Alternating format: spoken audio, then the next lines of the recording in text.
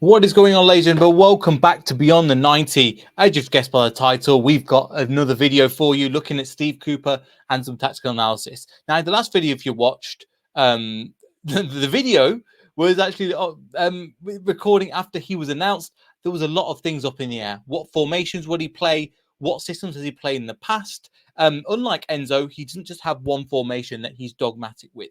He's changed it up quite a bit. Now I'm going to show you some matches. Some of them will hurt because some of them involve Leicester City when he was a Nottingham Forest manager.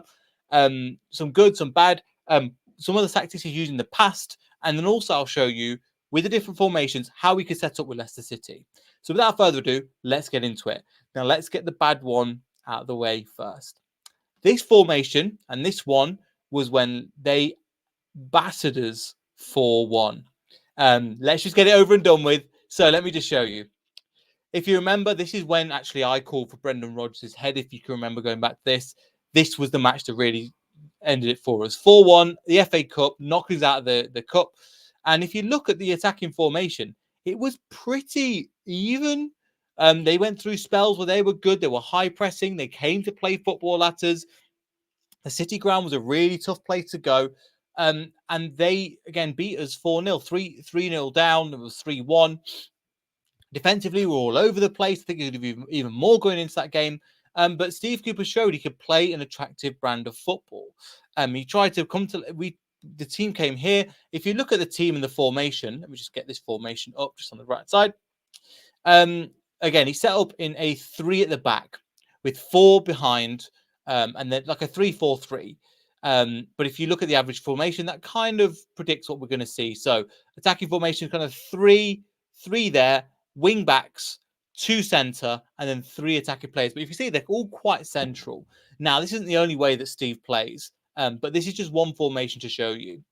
And as you see across the pitch, the goals all came from this right-hand side. Really exploiting, I think it was Daniel Amarte or Charles Yunchu. So really exploiting that position that we played. So again, he's got the option. And he's played a 3 at the back before, 3-2-4, a 3-2, 3-4-1-2, which I'll show you some examples of. So that was a formation that he's played in the past.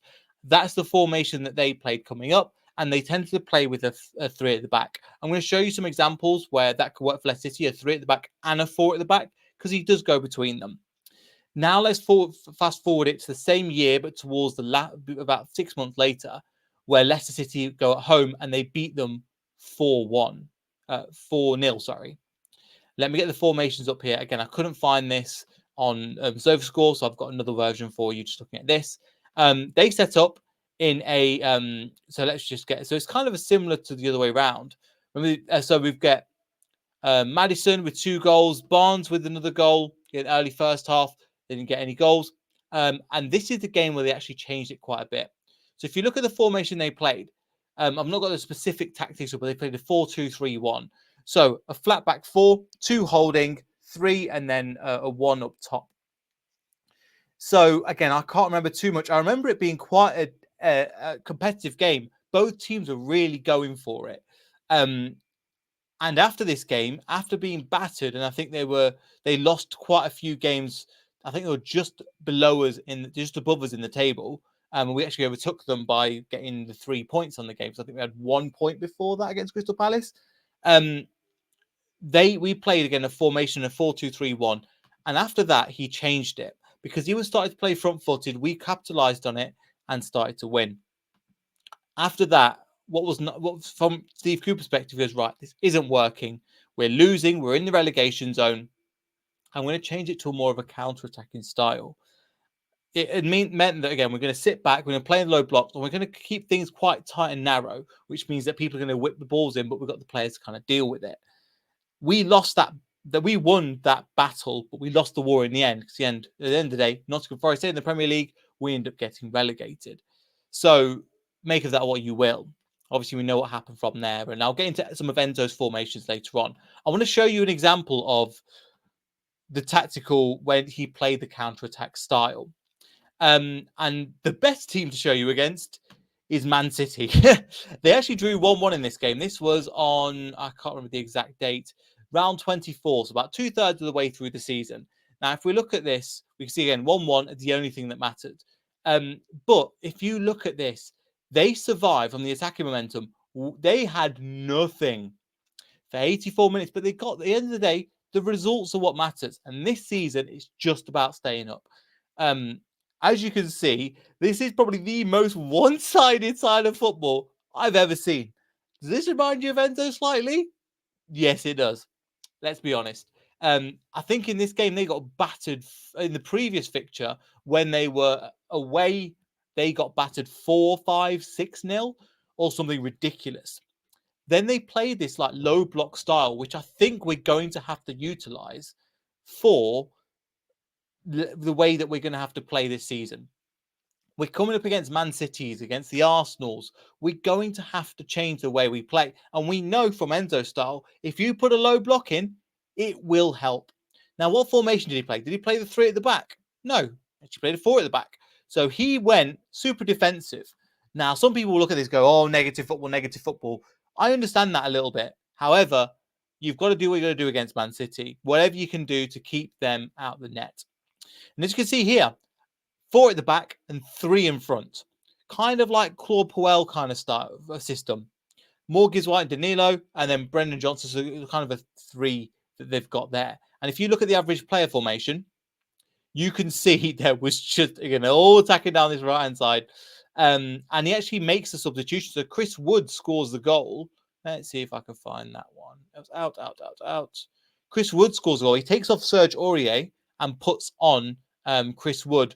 And they start, after this, they make these substitutions. Where's it gone? They start to make the halftime 1-0. He makes a substitution. If you look, Andrew Ayew comes in, Nico Williams, he comes in, Mangala comes in, Chris Wood comes in, and then they score in the 84th minute. So, and that they couldn't, again, they didn't do anything until then. But if you watch, the substitutions came on around this time, and then they get the goal.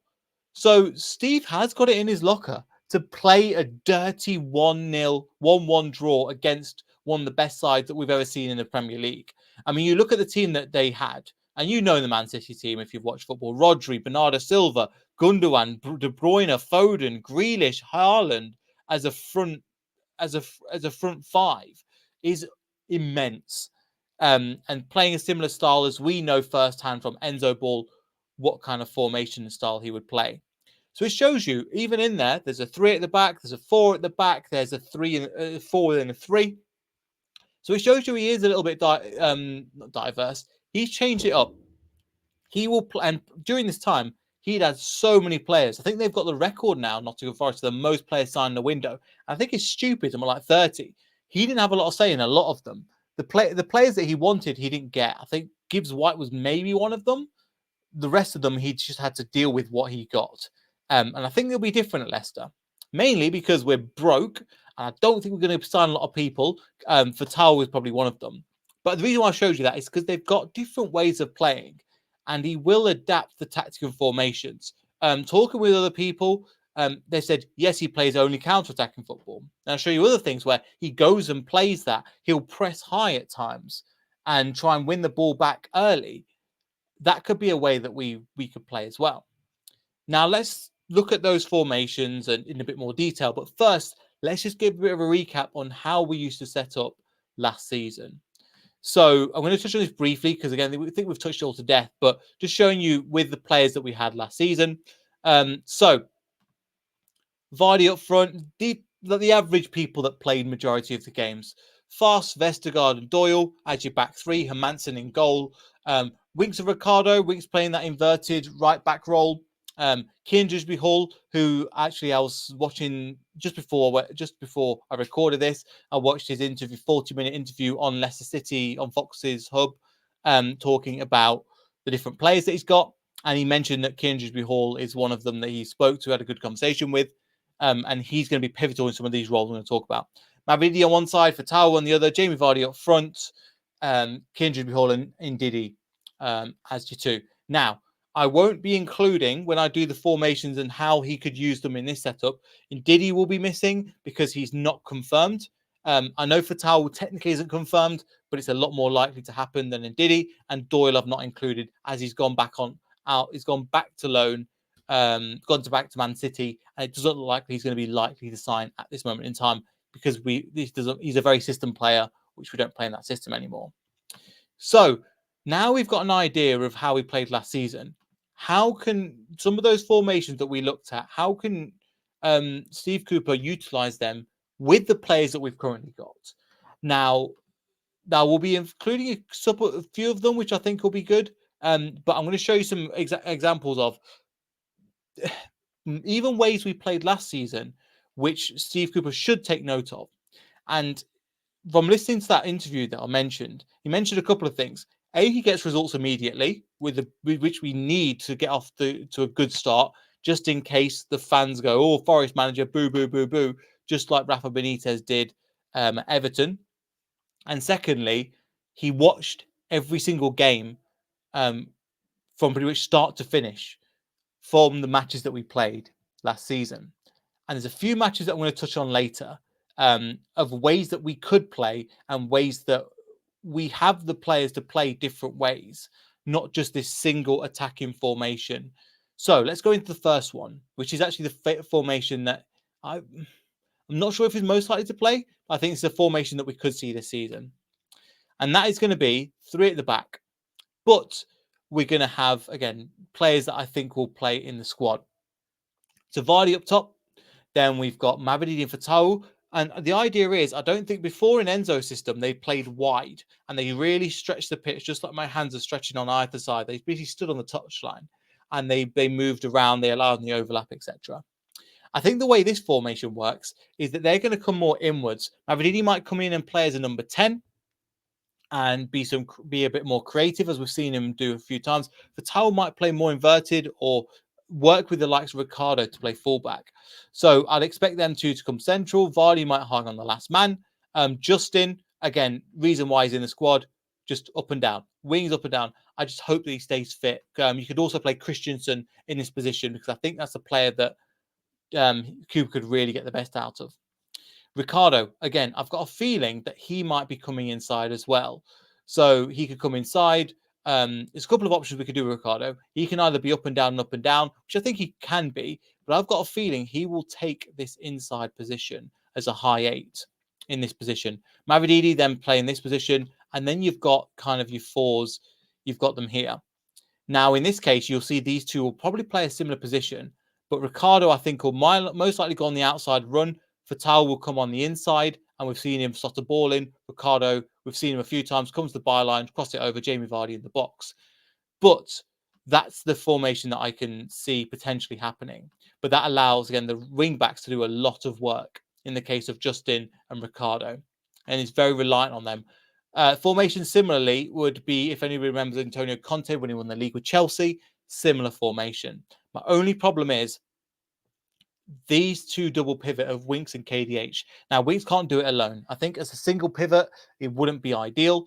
Ricardo then can kind of come inverted and KDH could push forward as a thought. And again, these three, I can imagine giving Vestergaard a 3-year deal. He's going to be the main starting centre-back. And then 2 other people alongside. If you give me an option, I'd probably buy 2 quicker centre-backs. Vestergaard can do a job. And I can imagine something that he did actually last season under Enzo. He actually pushed into the midfield, where he was pushing into the midfield sometimes. Winks, not to partner Winks, just to kind of back up and press high.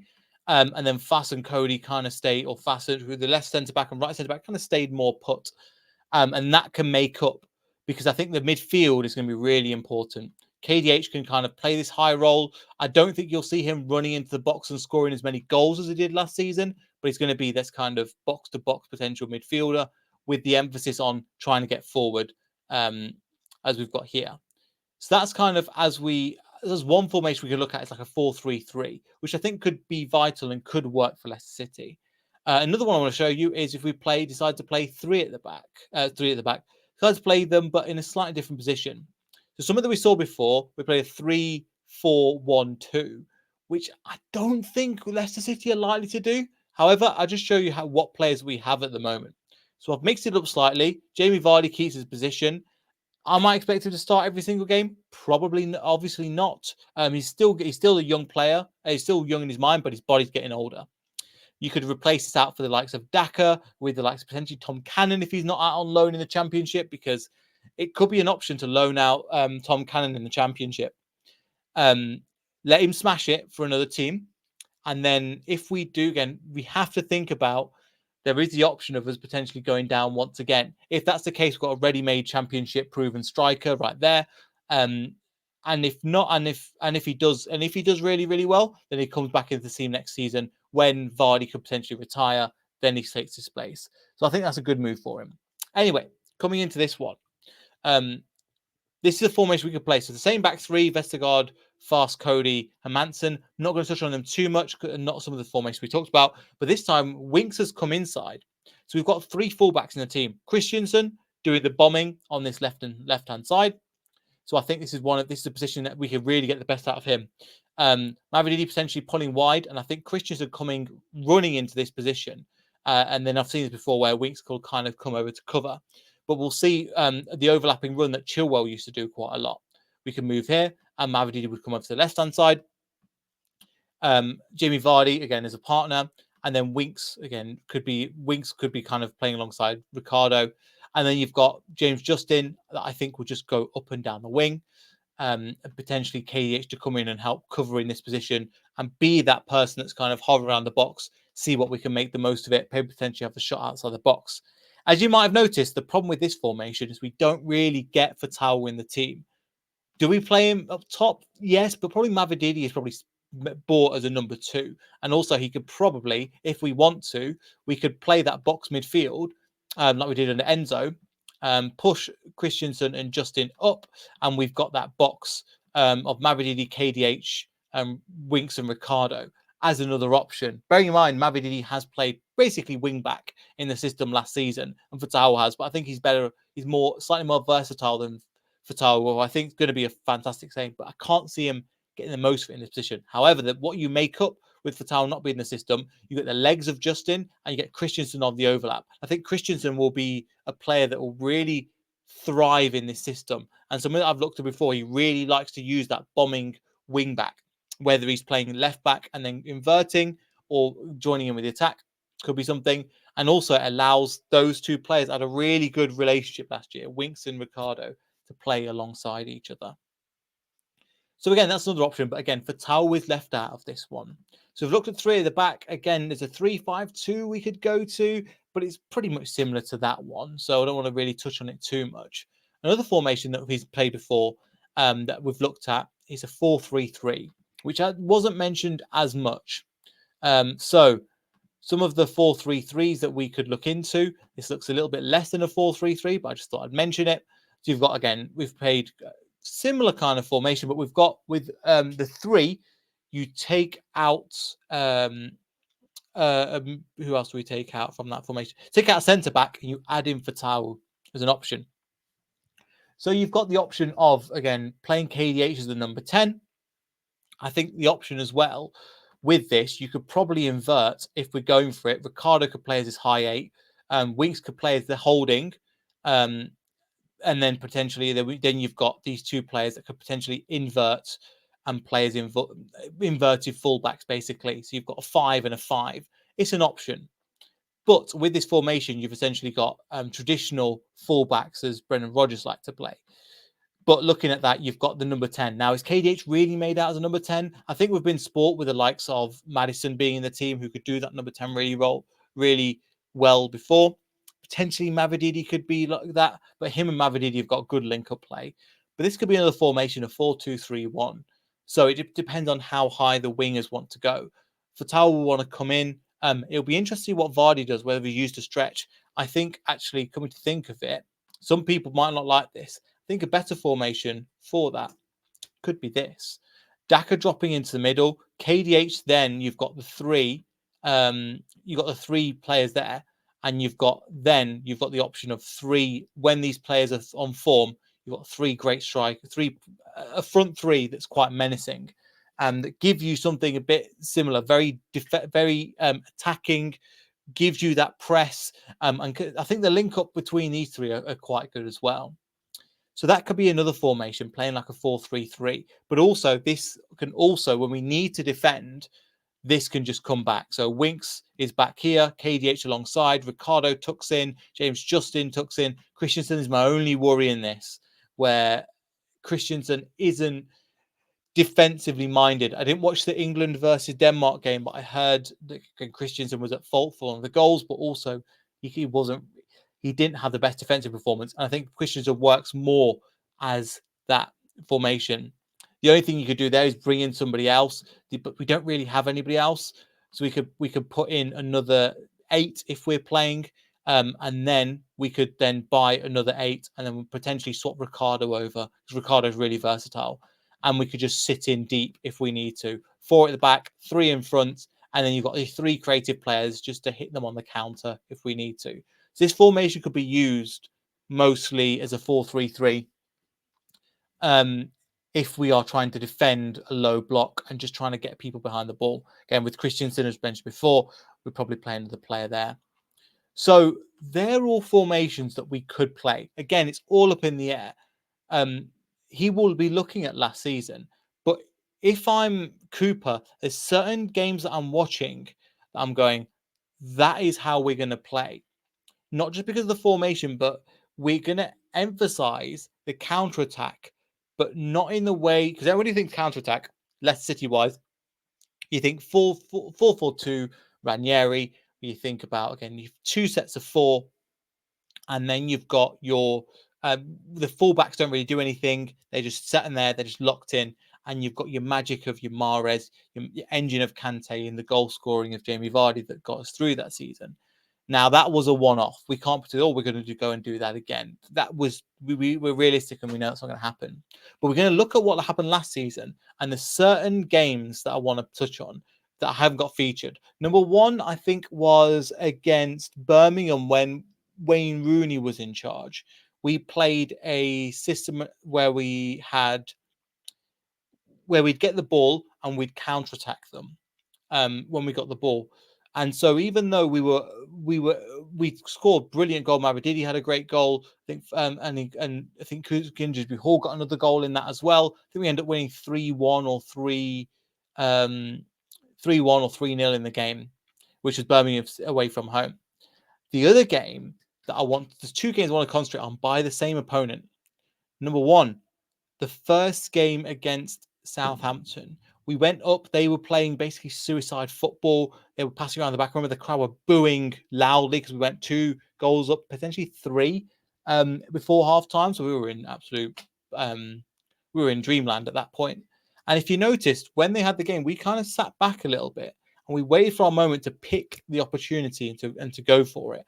I remember Mavididi should have had a hat trick, but he got 1 goal eventually. If you look at that 4th goal and how we played, we nicked the ball off them early, went from their position. They were all out of shape, and we just sprung them on the counter. Now, that could be something that I would utilize a lot in this game, a lot, and it would get the best out of certain players. Another match is the reverse fixture, where we played against Southampton this season, where we won 5-0. Now, if you look at it, there was spells of possession where, again, we had balls and we scored, and then they had a bit of possession, but they didn't really do anything with it. Then they came second half, and we sat in and we dug deep, where we were going to sit in, and then we were going to make it a little bit hard for them. So we know how we played the 3-2-4-1 from last season. But if you look, we had the 4 at the back, we had the midfield 3 of Ndidi. Was it Ricardo? Where's Ricardo? Ricardo's 21. Ricardo played right back. So you got these. Jamie Vardy up as number 9, and you got your 2 wing backs as well. This got the best out of Fatau, who ended up getting 3 goals and an assist in the game. But we played in a way that I thought was really, really good. And this is the match that I would be looking at, obviously the scoreline. And if you notice, in terms of ball possession, look at that. We only had 34% possession, but we converted our chances. Expected goals, big chances, etc. The total shots is 17 on their goal with 34% possession. And Enzo coming out and going, this is not the way we want to play. We want to be able to go and play our ball, have more possession. We won 5-0. That's a match that I would look at. And if I'm Steve Cooper, I'm going, let's use that. Let's use that as a formation tactic to go. we can make the most out of it. Now, the only problem with that is Ndidi, we don't know if he's re-signing. And Steve Cooper has played with a 3-2-4-1 in the past, but he's a lot more versatile than Enzo. So that could be something to think about. And I think that with the players that we have at the moment, I don't think he'll have a specific formation, because if you look at those, there's pros and cons to each one of them. And we've got players in there that would play to a certain style. Fatal looks like he's signing, which is why I've included him. In Diddy, we don't know. He wasn't announced as leaving. But the only problem is with the moment, with we can't play the exact same formation as we did last year.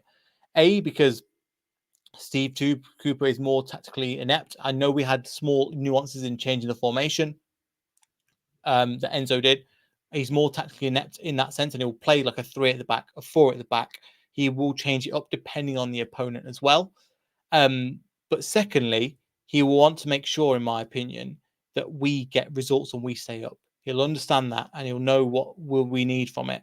My only problem is when it went wrong at Forest, he'd go horribly wrong in terms of the results didn't come. There was one win in 13 before he left.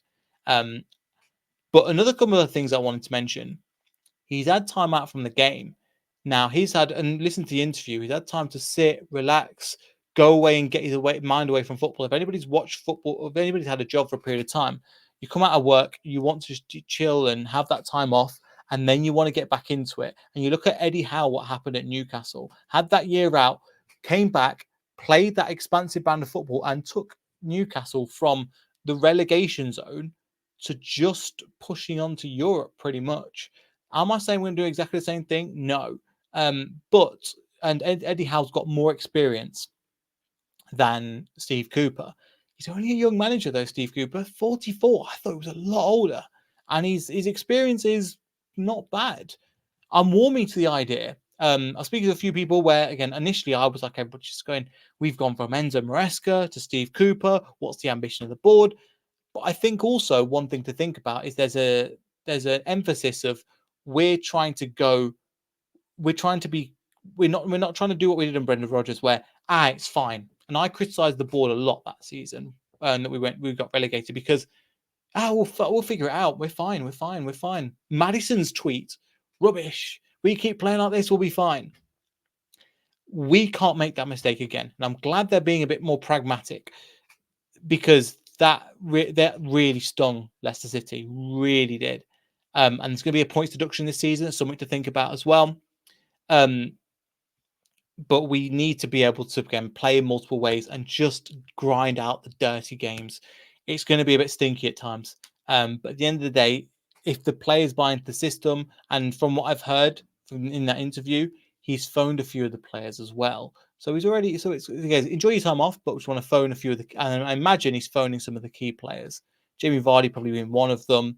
I'd be interested to see what he does with the likes of Connor Cody, Harry Suter. What's he going to do with him? Because he could be a redemption. I don't know if he's the kind of player that he wants. Yannick Vestergaard, 3-year contract. The club are probably going, you have to figure out what you're doing with Yannick. And if that means playing some players alongside him to try and get the best out of him, that's fine. But you've got the centre backs of Fast, Cody, Vestergaard, and Suter. All of them are quite similar. And I'm struggling to see what he does in that position. I'll be really interested to see how he goes about playing with them. But yeah, so there's some of my thoughts. Again, they're all a bit, we're not sure what it is. It's all up in the air at the moment. I just thought I'd get that out to you. And let me know your thoughts in the comments down below. Again, we'll be back for weekly videos if there's any transfers, because again, it's very quiet on this front in terms of Leicester City at this moment in time.